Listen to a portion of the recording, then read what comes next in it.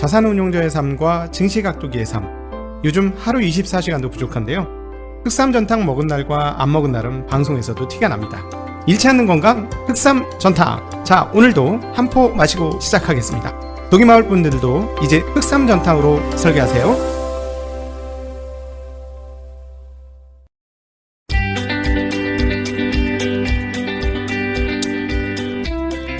가기사는 증시각도기. 안녕하세요, 증시각도기 시청자 여러분, 투자 여러분, 반갑습니다. 11월 11일 목요일 아침이 환하게 밝았습니다. 네, 삶이 그대를 속일지라도 우리는 우리의 길을 간다. 옛날 시인의 구절이 잠깐 생각나는 그런 아침입니다. 자, 여러분, 주식시장이 잠시 내 마음에 들지 않더라도 미국 시장, 자 보세요. 꼿꼿하게 미국 시장이 이제 조금 편안한 시장이고, 또 지금 같은 경우는 1929년이 연상될 정도로 세계의 모든 자금들이 빨려서 들어가서 이런 강세를 나타냈지만, 요번에만 강세는 아니었어요. 왜냐면은 미국 시장은 과거부터 지금까지 30년 정도 보면 S&P 500 기준으로 연평균 8%가 넘게 오른 그런 시장이었습니다. 그러니까 미국 시장 걱정은 너무 안 해주셔도 돼요. 왜냐하면 막 빠지면 알아서 또 사람들이 여기서 툭 저기서 툭 나와서 이렇게 해서 어떻게 하겠습니다, 이런 분위기죠. 그러니까 그야말로 나라 전체가 주주자본주의이기 때문에 우리나라의 거버넌스하고는 좀 게임이 안 된다.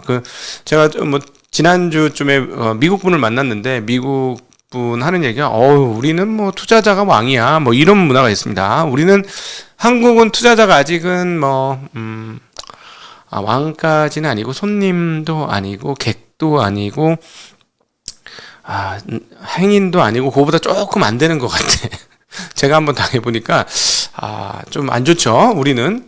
그래서 사실은 한국은 어떻게 보면은 오를 여지가 많아요. 조금만 고치면 엄청나게 오를, 주주를 조금 더 대우해준다던가 이런 문화로 바뀌면 한국 시장 오를 여지가 굉장히 많습니다. 그래서 그런 측면에서 보면은 어제 저 단테님하고 너무너무 재미난 얘기했어요. 메타버스, NFT, 그리고 토큰, 이런 얘기들을 쫙, 이게 어떻게 다 연결되어 있느냐. 한마디로 디지털 트랜스포메이션 이렇게 표현하는 건데, 일종의 온라인이 오프라인보다 더 익숙해지는 환경이 들어가자 온라인 환경으로 이제 현실 세계를 집어넣는 그런 과정에서 생기는 것들이 NFT고 토큰이다. 이런 얘기를 했는데, 저는 그 부분이 너무너무 인상적이고 너무너무 인사이트가 넘쳤습니다. 이거 서준식 교수가 그 얘기를 듣더니 이번 주 안에 빨리 올려라 라고 저한테 명령을 하셔가지고 이번 주까지 작업을 해서 토요일 날 올릴 수 있는 그런 방식을 찾도록 하겠습니다. 자, 어찌되었건 다시 이 이야기, 미국 시장으로 돌아와서요. CPI 전년 동월비가 6.2% 상승했습니다. 지난달이 5.4%가 나왔으니까 대략 5.6% 나오겠네, 좀 많이 나오겠네 이랬는데, 그보다 훨씬 더 많이 나왔어요. 그래서 어느 정도 1991년도 이후 최고치, 90년 이후. 자, 그러면 31년 만에 최고치가 나왔습니다. 31년 만에. 자, 그러니까 무슨 생각을 하겠어요? 너무나 뻔한 생각, 우리가 그러고 계속했던 이야기, 연준은 과연 가만히 있을 수 있을까? 가만히 못 있을 것 같은데, 이제 뭔가 행동해야 할 것 같은데, 이런 생각을 할까요, 안 할까요? 하게 되겠죠. 그런 생각들이 휘감으면서 시장이 일부 충격을 받았습니다. 전월비로는 0.9% 인플레이션 상승했고요. 지난달에는 앞서 말씀드렸던 전년비는 5.4%였고, 또 근원 CPI는 전월비 0.6% 상승했고, 전년비는 근원 CPI는 4.6% 상승을 했습니다. 자, 이 금리를 보고 채권 시장 요동 치고 달러 시장 요동을 쳤습니다. 덕분에 깜짝 놀란 주식 시장, 빅테크를 중심으로 큰 폭의 하락을 보여줬어요. 1% 중반에서 2% 이렇게 빠져나가면서 3대 지수가 모두 상당히 빠졌고, 특별히 나스닥 지수는 더 많이 빠졌고요. 특별히 기술주인 반도체 지수는 더 많이 빠지는 그런 흐름을 보여주었습니다. 자, 차차 살펴보기 전에 미국의 9월 도매 재고가 전달보다 1.4% 증가한 7,422억 달러. 이제 재고가 늘기 시작한다는 얘기잖아요. 재고가 늘기 시작한다. 뭐가 쟁겨지고 있다는 거잖아. 쟁겨지고 쌓이고 있다는 얘기인데, 자, 그렇다면 이번 달이 피크 아웃일 거냐, 인플레이션 관련해서 한번 잘 봐야 할 것 같습니다. 이번 달이 피크 아웃일 것이냐. 근데 한 달 정도 더 갈 수 있을 것 같습니다. 왜냐면 어제 우리가 봤습니다만, 중국의 PPI, 생산자 물가지수가 13.5라는 기록적인 수치를 기록했기 때문에 이게 이전이 되겠죠. 계속 얘기했지만 지금 중국의 수출 동향은 어떻다? 매우 좋다. 그럼 PPI 올라간 게 수출 제품의 일부는 반영이 됐겠죠. 일부는 반영이 돼서 다 반영을 못해도 CPI가 뭐 1%대밖에 못 올라, 1.5% 올랐잖아요. 중국 같은 경우. 그러면은 PPI가 오른 거를 전혀 반영 안 할 수는 없을 것이고 일부 반영을 했다면 이것이 미국의 상품 가격에도 일부 영향을 미쳤겠죠. 그죠? 그러면은 그런데 그럼에도 불구하고 더 중요한 건 어디다? 계속해서 얘기하지만 주택과 자동차다. 이쪽이 어떻게 되냐는 건데 자동차가 최근에 또 좀 올랐지 않습니까? 그러니까 인플레이션율은 한 달 정도, 두 달 정도는 더 고공행진할 수도 있다라고 상정하는 게 합리적일 듯 합니다. 자, 이렇게 높은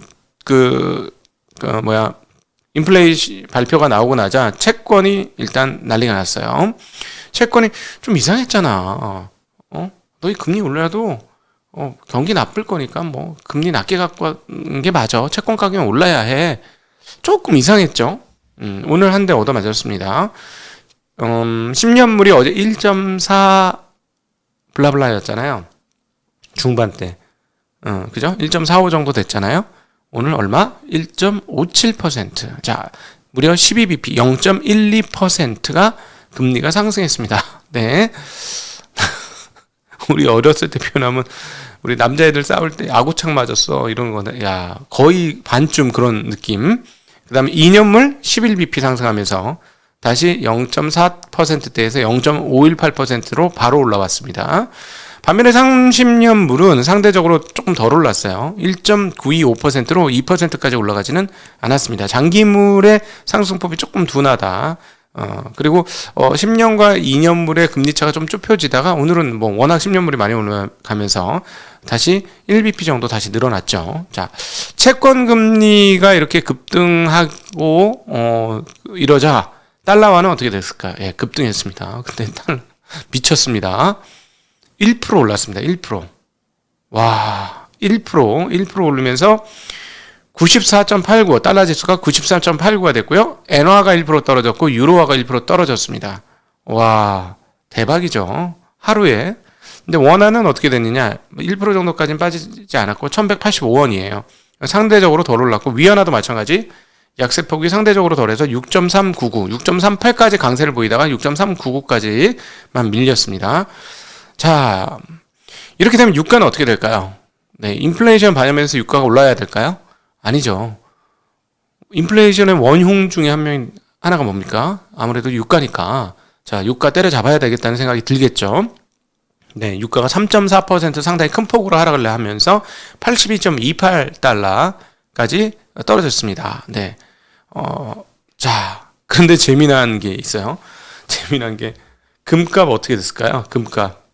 금값이 7거래일 연속인가 올라가고 있습니다. 금값 조금 이상하다라고 어제 말씀드렸잖아요. 금이 되게, 자, 금값이 오르면 이건 진짜 인플레이션이라고 저는 봐야 될 것 같아요. 금값이 오늘도 1.13%, 20달러란 무려 올라가면서 1850일. 이렇게 되면 금이 한 2000달러 갈 것 같아요. 분위기가. 계속 이렇게 인플레이션이 강하면, 근데 비트가 올라가면서 금이 못 올라갔잖아요. 비트가 올라가면서. 사실, 금의 대체제 역할을 좀 했다고 아니할 수 없잖아요. 왜냐면 비트 강세인 동안에 계속 금은 지지부진했어요. 그러니까 말이 안 되는 게 인플레이션 엄청 심해하는데 어떻게 금이 어떻게 약세야? 그랬는데 약세였는데 드디어 금 쪽으로 랠리가 이제 붙습니다. 이게 어디까지 붙을지 좀 봐야 되는데 만약에 이게 2,000불을 향해 가고 2,000불을 돌파하는 상황들이 오면 시장에서는 인플레이션을 굉장히 크게 느끼는 것이다라고 보시는 게 맞을 것 같습니다. 1851불까지 지금 올라왔고요.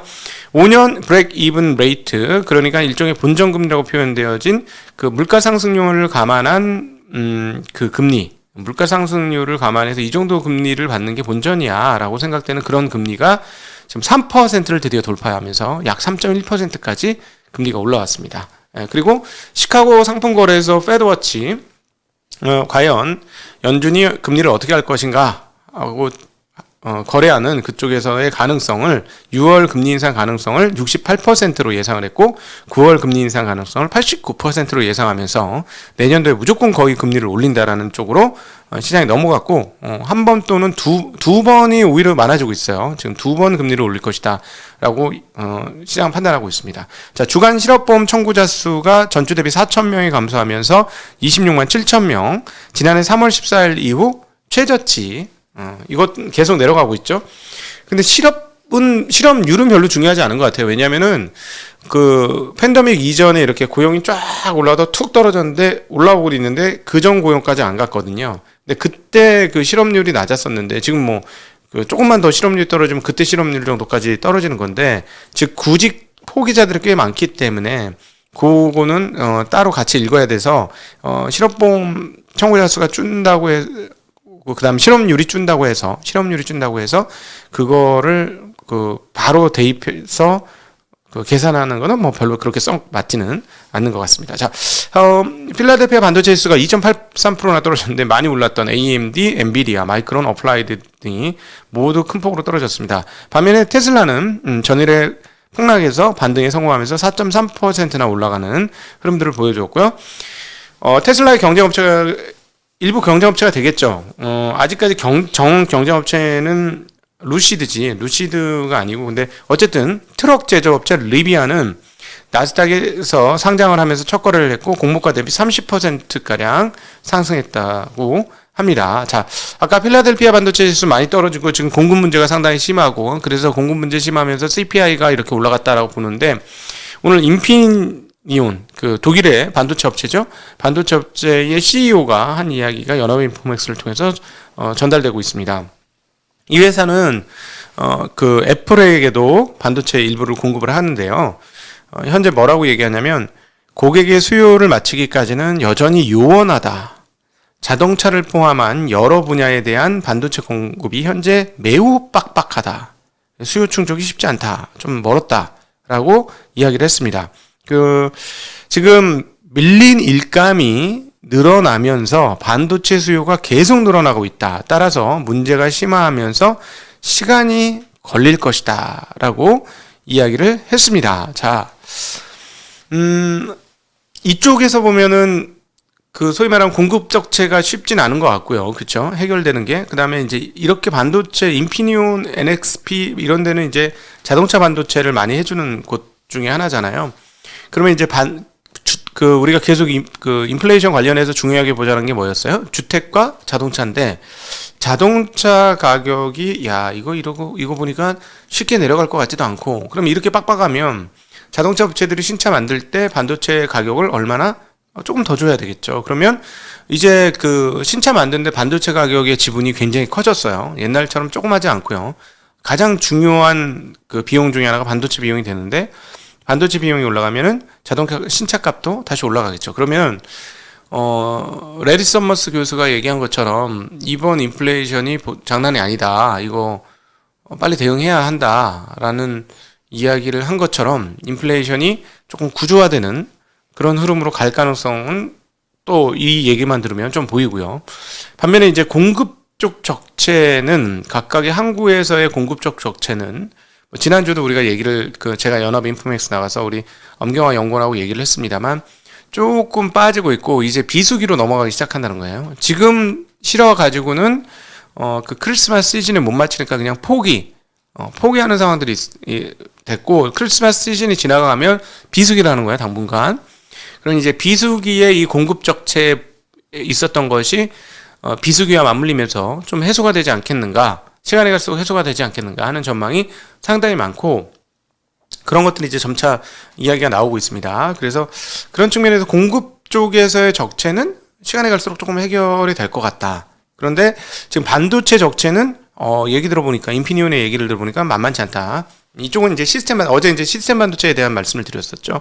그래서 이제 그 반도체 가격이 지금 떨어졌긴 했지만 뭐 많이 올랐으니까, 그동안 워낙 많이 올랐으니까 이제 그 중간에 한 번씩 쉬는 거는 뭐 자연스러운 건데, 그럼 반도체 지수가 어떻게 되냐, 기조적으로 어떻게 될 거냐, 여기 보면 지금 수요가 과거하고 좀 틀린 것 같죠. 지금 이 얘기를 들어봐도. 그리고 수요처가 굉장히 확대되고 있죠. 그래서 특별히 시스템 반도체 쪽에서의 로드는 계속해서 걸려 있기 때문에 반도체 시장의 확대는 여전할 것이다. 그러니까 이것도 일종의 모든 것들이 이제 디지털화 되어지는 과정에서 반도체가 옛날에 철강이라든가 그런 목재 같은 이런 원료 역할을 하고 있는 것이다라고 해석하는 게 맞을 것 같습니다. 네. 자, 여러분, 앞서 인사 말씀 드릴 때도 말씀드렸지만 한국 시장 같은 경우는 일단 이미 어제 중국의 13.5% PPI 발표로 한 대 얻어 맞았어요. 예, 그 종가가 저가 근처에서 끝났지 않습니까? 한 대 얻어 맞았고, 그러니까 미국이 오늘 이 상황들을 일부 녹였습니다. 녹여왔으니까 뭐 오늘 한 번 더 봐야 되겠죠. 이걸 또다시 되먹임을 할 것이냐. 그러면 우리가 되먹이면 미국이 만약에 오늘 저녁에 또 떨어질 것이다. 이렇게 보면 되먹이면 될 수가 있겠는데 하여튼 그런 정도로 너무 심리적으로 위축되지 마시고요. 그런 부분이 있었다는 걸 감안하시면서 시장을 보시면 좋을 것 같습니다. 자, 여러분 다들 애타하고 힘드실 텐데 여러분의 궁금한 점들 이야기해 주시면 같이 나눌 수 있도록 그렇게 하겠습니다. 자, 이제 오늘 11월 11일 목요일 증시각도기 녹화분 마무리하고요. 여러분과 생방송으로 질의응답으로 넘어가도록 하겠습니다. 함께해 주신 분들 진심으로 감사합니다. 안녕.